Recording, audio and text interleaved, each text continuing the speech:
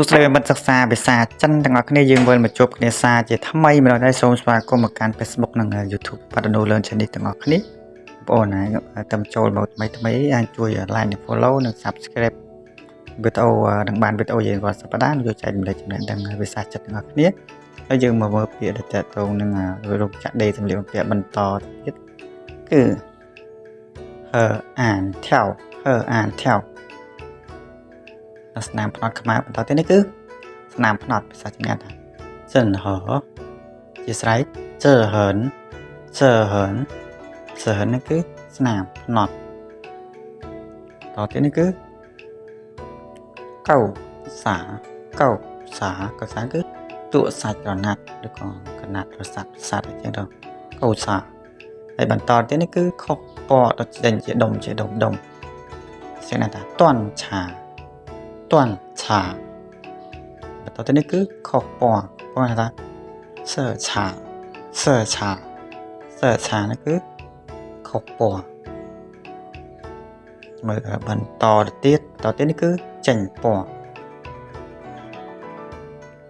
ធូសគឺចេញពណ៌ធូសតទៀតនេះគឺទឹករលកពណ៌ឡើងហ្នឹងគឺចេញជាទឹករលកដេទៅវាចេញជាទឹករលកបន្តទៀតនេះគឺបែកព្រុញឈីម៉ៅគឺបែកព្រុយតែមើលពាក្យបន្តទៀតនេះគឺជ្រួញឈីចោគឺជ្រួញឈីចោហ្នឹងគឺចេញជាណាជ្រួញវាមិនស្អាតអីចឹងទៅមើលទៅវាតទៅនេះគឺធ្លុះផតុងប្រែថាធ្លុះដេទៅវាមានធ្លុះវាមានប្រហោងអីចឹងទៅផតុង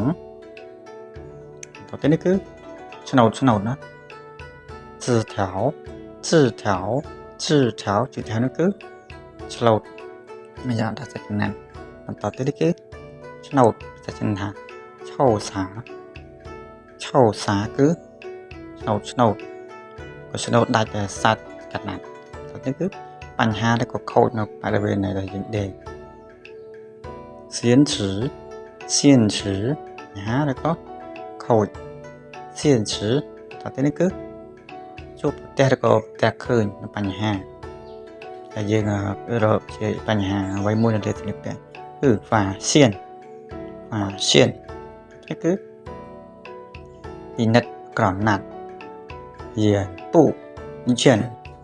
ណាពិនិត្យក្រណាត់តើមានបញ្ហាអីចឹងទៅបន្តទៀតនេះគឺក្រណាត់យឺតចិនស្ពុយឺតទៅនេះគឺក្រណាត់រត់សារ៉ូ